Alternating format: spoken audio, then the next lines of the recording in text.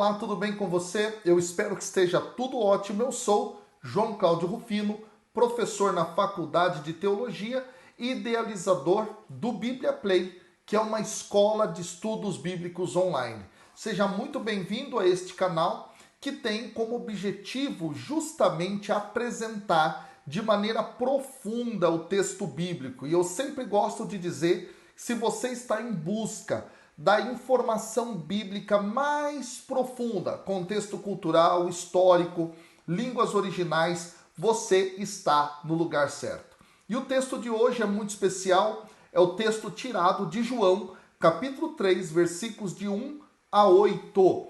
É justamente a perícope que relata aquele famoso encontro de Jesus com Nicodemos, no qual o mestre elabora, ele fala a respeito de nascer de novo da água e do Espírito. O que realmente Jesus quer dizer com essas palavras? Você tem noção de verdade? Vamos lá, olha só. Antes da gente estudar com detalhes essa perícope espetacular, eu já quero te pedir que você possa curtir, compartilhar e comentar aqui embaixo. Por quê? Porque isso ajuda a levar a palavra de Deus para todo mundo.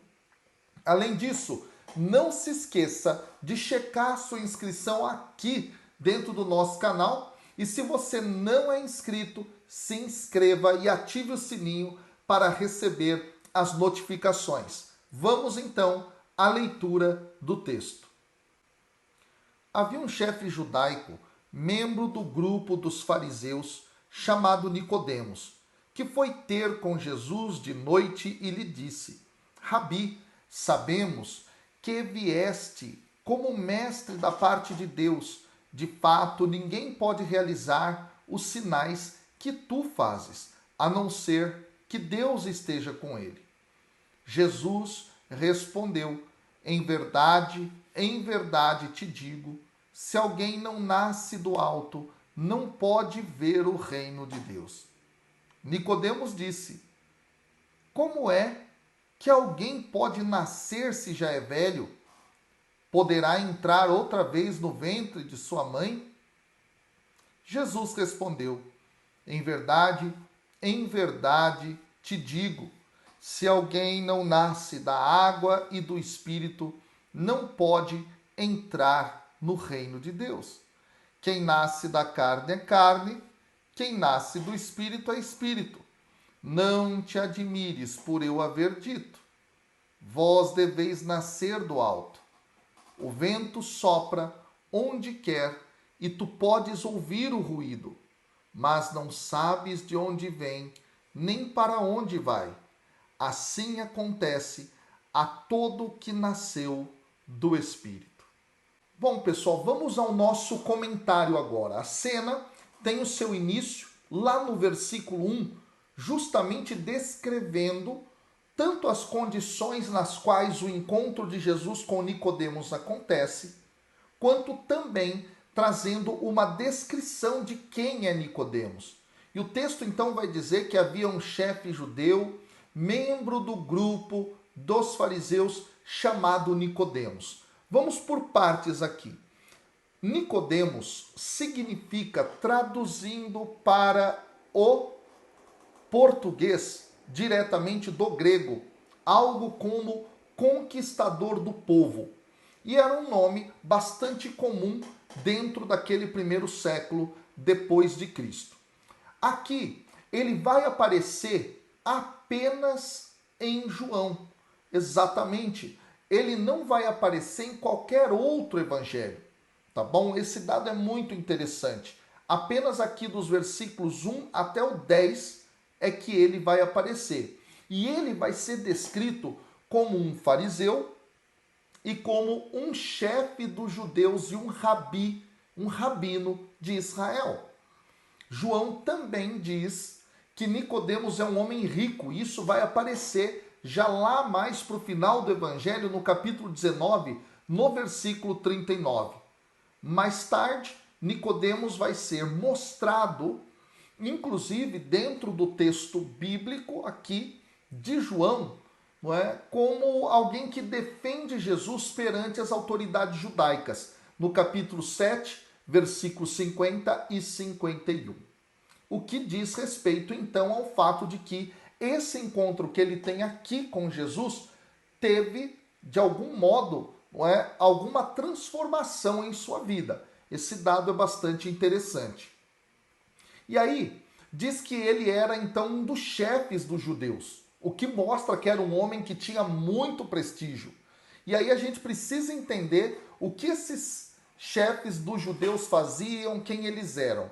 Olha só, havia, pessoal, um conselho de chefes judeus proeminentes da região ali de Israel, tá bom? Com membros tanto que eram saduceus quanto também fariseus. A esse conselho dá-se o nome de sinédrio, tá bom?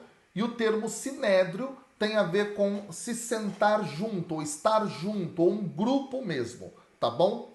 Olha só, várias representações do sinédrio vão atribuí-lo poder tanto político, quanto judicial, quanto religioso. E Nicodemos, então, compõe esse grupo que vai ser formado por 71 membros. Exatamente isso. O sinédrio é composto por esse número de pessoas. Tendo compreendido, então, quem era esse homem, agora a situação da conversa ela é descrita dentro do texto. No versículo 2, diz que ele foi ter com Jesus de noite. Aqui, o autor do evangelho faz questão de dizer justamente que a conversa aconteceu à noite. E isso indica, gente, que Nicodemos veio falar com Jesus de maneira privada, de maneira secreta. Agora, por que que isso acontece?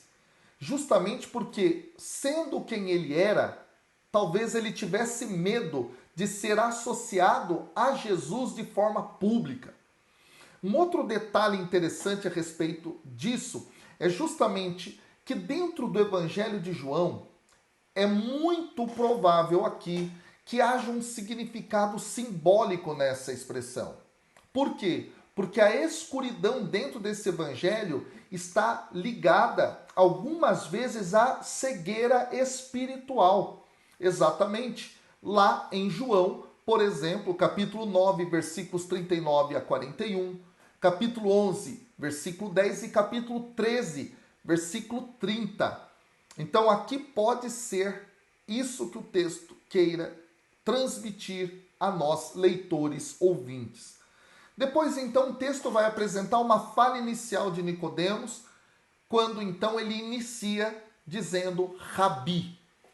O uso desse título, Rabi, aqui, por parte de Nicodemos, indica que ele tinha um respeito especial por Jesus. Tá bom?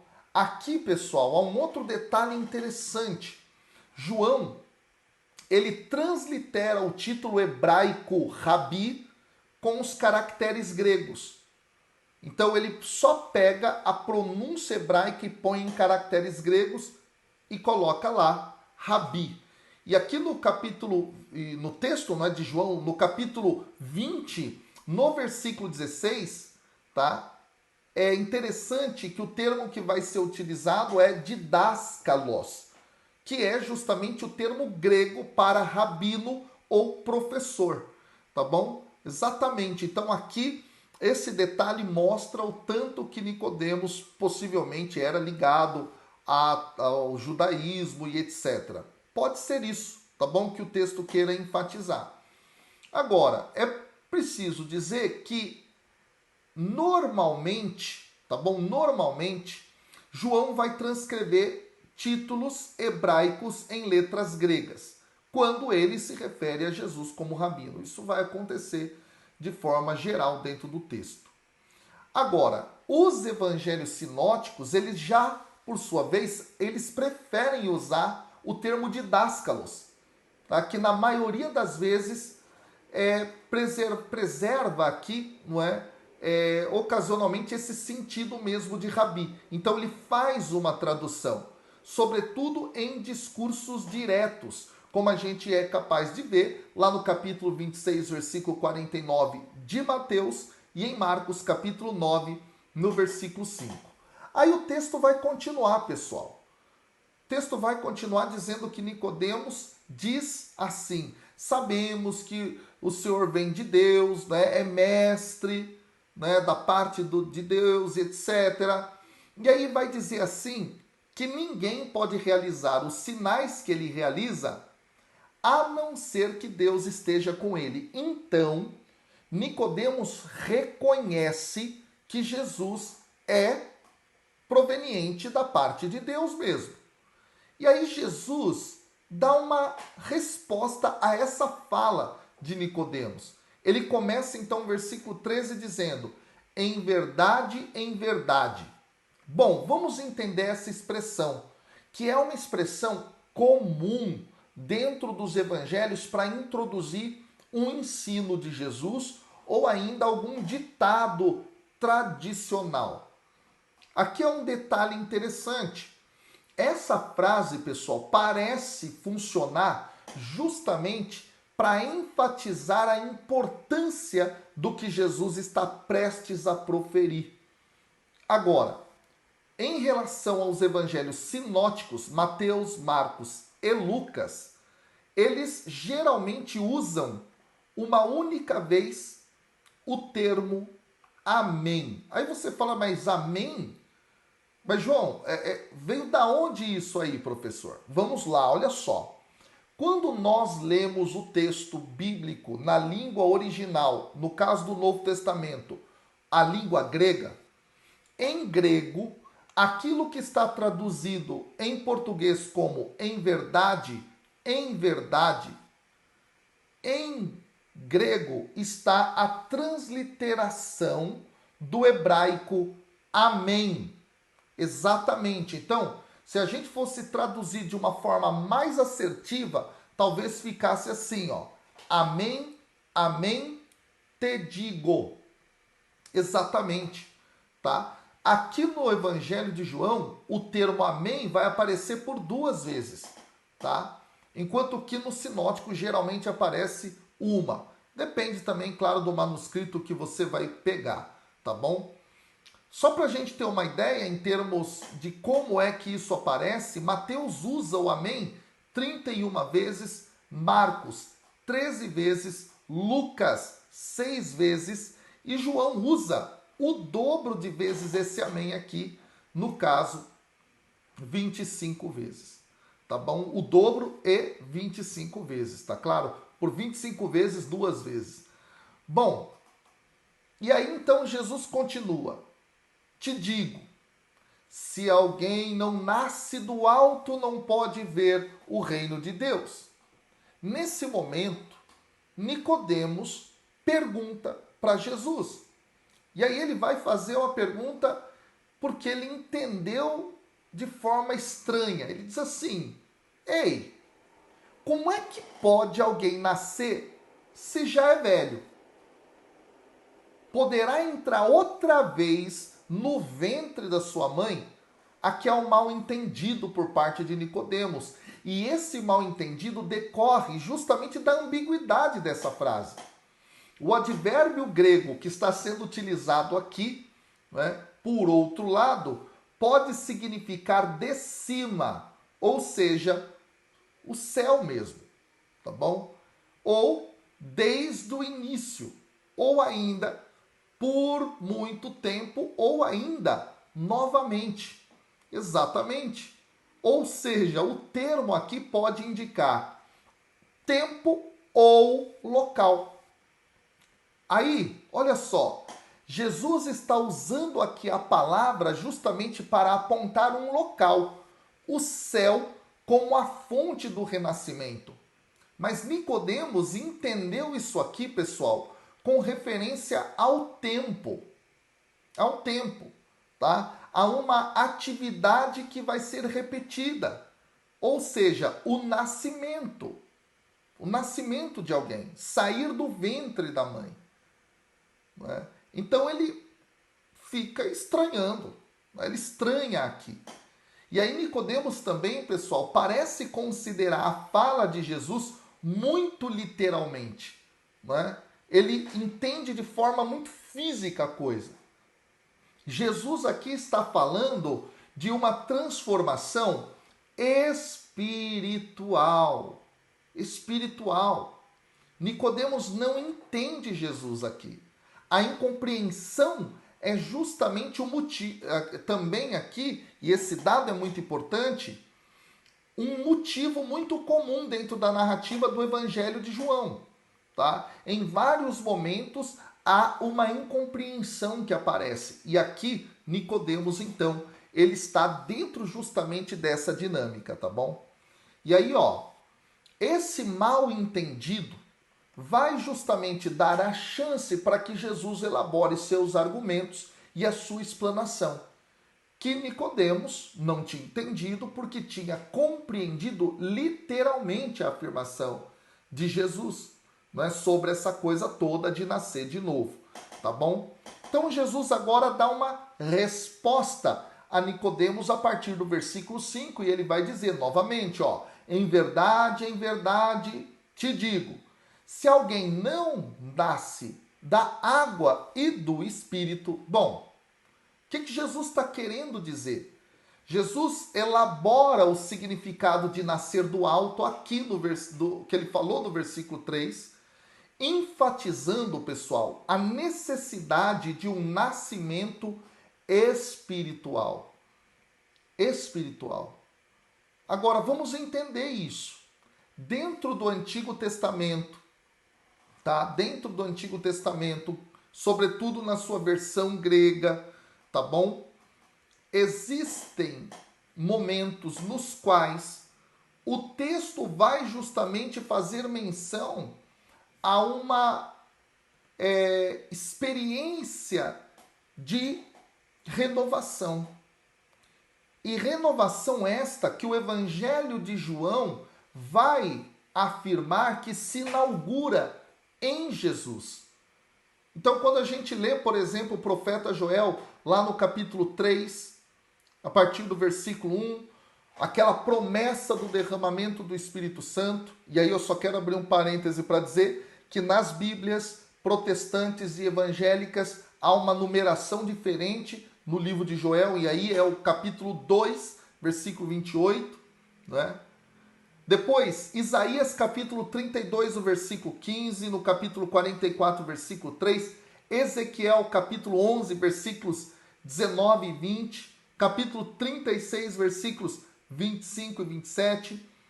Há aqui neste sentido, pessoal, esta ideia de uma renovação que vai acontecer, que vai se inaugurar, que João entende. Jesus traz essa renovação, tá? E aí vale lembrar que nesse sentido Ezequiel no capítulo 36, versículos 25 até o 27, combina justamente, né, a imagem dessa limpeza pela água com uma renovação interior feita pelo Espírito de Deus. Há uma combinação de água e Espírito. E aí a imersão na água está relacionada a uma limpeza ritual do corpo. Enquanto que o Espírito justamente dá poder, tá, para deixar o pecado, para viver uma vida de santidade, e nesse sentido, ambos elementos vão se destacar como aspectos da purificação.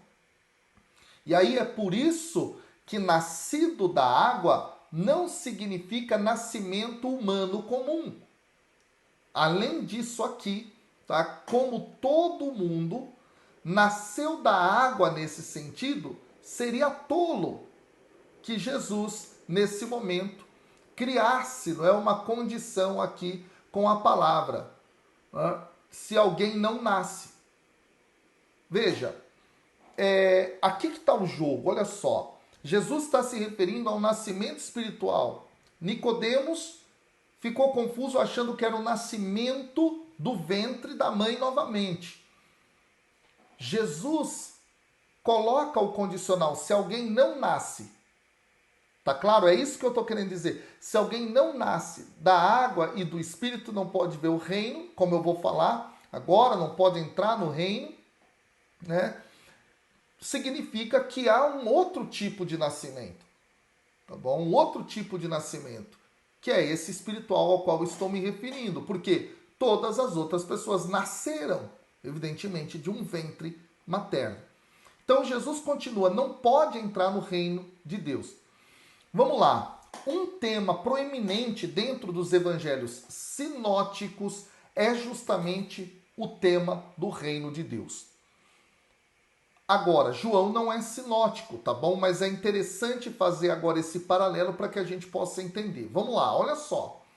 Para Nicodemos, pessoal, a frase teria evocado aqui imagens proféticas de um reinado universal futuro de Deus e do Messias, que a Bíblia já fala.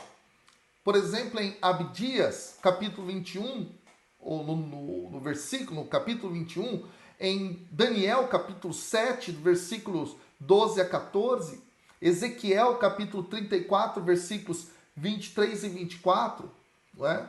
Então, lá existe justamente esse plano de Deus futuro para resgatar Israel por meio do seu reinado. João aqui usa somente nessa passagem essa expressão. Exatamente, esse dado é muito interessante. Tá? Para Jesus, então, a ideia de chegar, não é, a Deus por meio da sua obra salvadora é justamente aqui uma transição do reino terrestre para o reino de Deus. Dado muito interessante aqui. Então, o que eu quero dizer é que em Cristo Jesus você tem uma inauguração deste reino de Deus aqui. Tá? Esse reino de Deus que transforma tanto o indivíduo quanto o grupo de pessoas que creem em Cristo no amor, na caridade, enfim, esse dado é muito importante. Mas vamos lá. Vamos falar um pouco sobre a importância dessa expressão reino de Deus, que aparece sobretudo nos evangelhos sinóticos aqui, não é? E fazer uma comparação relativa à sua ausência dentro de João, tá bom? Olha só, pessoal, em João, geralmente, tá, essa expressão reino de Deus, ela vai ser utilizada não com esta mesma terminologia, mas com termos como vida, ou vida eterna, ou vida em abundância. Justamente isso, para denotar aquilo que é o conceito, ou algo muito próximo do conceito de reino de Deus presente nos sinóticos. Tá? Então João não usa muito a expressão reino de Deus, ele vai substituir por vida, vida eterna, vida em abundância. Tá bom? Esse dado é muito interessante, porque lá nos sinóticos a expressão reino de Deus é recorrente, ela aparece várias vezes, tá bom? Então, tendo justamente essa compreensão aqui, chama a atenção que Jesus fale de reino a Nicodemos dentro de João, tá bom? Vamos lá. É provável, pessoal, que os sinóticos que são anteriores reflitam ditos, tá? E ensinem de forma mais próxima as tradições relacionadas aos ensinamentos de Jesus em relação à questão do reino. Enquanto que João, nesse momento, já que é um evangelho posterior, ele está desenvolvendo, ele está expandindo as falas de Jesus ou os ensinamentos tradicionais de Jesus, aprofundando mais a compreensão. Por isso, então, o termo vida quase que em substituição à expressão reino de Deus. E aí então Jesus continua: quem nasce da carne é carne, quem nasce do espírito é espírito.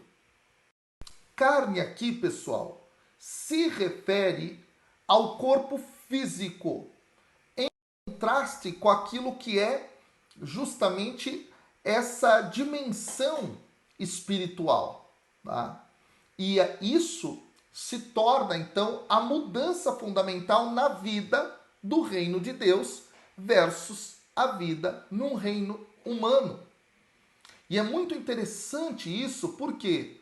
Porque talvez o que o texto possa apontar aqui é o fato justamente que nascer da carne pode ser tanto nascer do ventre de uma mãe e, portanto, fazer parte de um reino humano, porque você nasceu naquele território, ou, nesse sentido, nascer da carne seria nascer como membro do povo de Israel pela marca na carne, que é a circuncisão.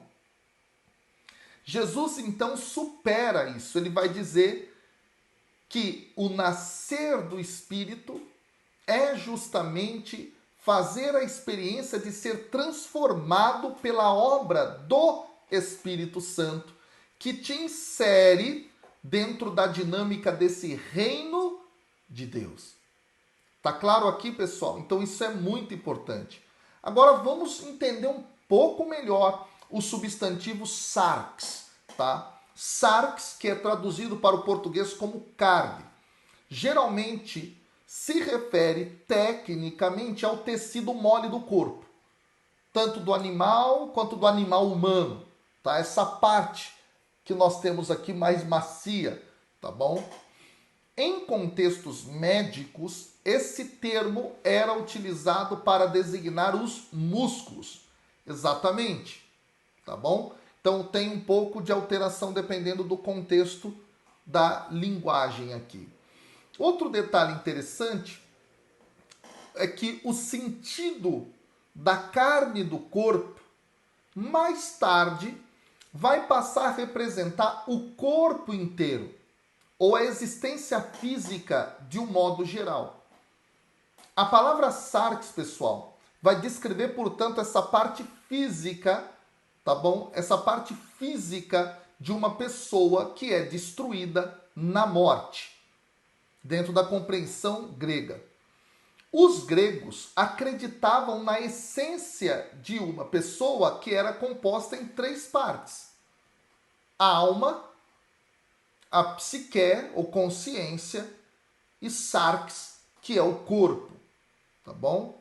Esse dado é bastante interessante. Agora, é mais tarde um pouco que pensadores gregos, como por exemplo Epicuro, vão acreditar que o sarx é a fonte do desejo humano. E nesse sentido, o termo sarx, como fonte de todo esse desejo, vai influenciar de forma generalizada o pensamento greco-romano, né, quando os ensinamentos do espírito foram atacados, de Epicuro, ou melhor, foram atacados, né, por promover, né, uma guia descontrolada da indulgência e indulgência sexual. O que eu quero dizer aqui? Com Epicuro, tá? Epicuro, nós teremos então o termo sarx designando esta relação com desejo, com volição e tudo isso, tá? E nesse sentido o termo vai passar a ter em alguns discursos uma conotação negativa, que não é a conotação negativa que está aqui no texto de João, até porque o Senhor, verbo, se faz carne, tá bom? Então esse dado é muito interessante. Carne aqui não é algo negativo em si, tá bom?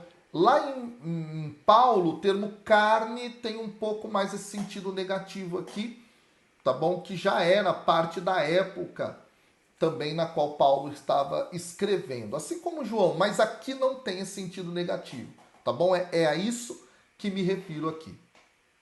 Aí o texto continua, Jesus diz: não te admires por eu haver dito, vós deveis nascer do alto. Ora, no grego aqui deste versículo, aparece primeiro um tu, portanto, o elemento singular, e depois o elemento plural, vós. Vós deveis nascer do Espírito. O que é isso, gente? A implicação aqui é justamente que Jesus está falando sobre o reino de Deus em referência a todas as pessoas, não apenas a Nicodemos. Então ele está falando com Nicodemos, mas ele fala que o reino e o nascer de novo é para todos. E aí Jesus vai encerrando já esse momento aqui dizendo, não é? O vento sopra onde quer e tu podes ouvir o seu ruído. Ora, vamos entender isso aqui. Existe um jogo de palavras. Um jogo de palavras. Quando a gente lê no texto grego. Por quê? Porque no grego, tanto a palavra pneuma quanto a palavra hebraica ruá podem significar vento ou espírito, dependendo do contexto. Então é um jogo de palavras aqui. O vento sopra onde quer, não é? Então há um jogo de palavras. Tá? E a palavra usada aqui, pneuma, pode significar vento, mas também respiração. Respiração. Então João usa a metáfora do vento como um poder que é sentido para explicar o poder do Espírito de Deus, que é invisível. E isso ecoa, gente, o Espírito de Deus, por exemplo, pairando sobre as obras criadas pelo Senhor lá na criação. Esse dado é muito interessante. Nesse momento está, então, aqui a evocação desse ato criador de Deus. O Espírito que vai trazer vida nova a essas pessoas. E aqui, portanto, é para nós algo fundamental. O que Jesus está dizendo a Nicodemos é: todos precisam fazer a experiência de nascer de novo. E isto significa, não se trata de uma ação de força humana, mas de força divina. E é isto o que insere o sujeito dentro da dinâmica do reino de Deus. É muito interessante isso. É isso que Jesus está ensinando para Nicodemos. É preciso nascer de novo. É preciso você ser inserido por Deus na dinâmica de uma nova vida. É aqui o dado. E aí, Jesus vai colocar justamente dessa necessidade. Essa necessidade é o ponto aqui. E essa necessidade vai justamente dizer respeito ao fato de que, sem isso, não se entra no reino, não se vive a experiência do reino. João ele é bem radical nesse sentido.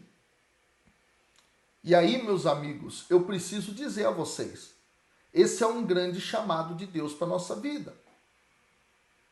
É um grande chamado de Deus. E compreender que esta vontade de Deus, ela é incontrolável. Nesse sentido, a que me refiro? Ao fato de que Deus quer que todos façam essa experiência e a sua graça, que a gente não sabe de onde vem nem para onde vai, alcança qualquer um que Deus queira. É muito forte essa teologia e ela é maravilhosa. Bom, ficamos por aqui. O texto é muito profundo, tem muitos detalhes que a gente poderia explorar, mas o nosso tempo é muito curto. Que Deus te abençoe. Permaneça firme aqui conosco no nosso canal, estudando a Bíblia de forma profunda todos os dias. Valeu, gente. Deus abençoe.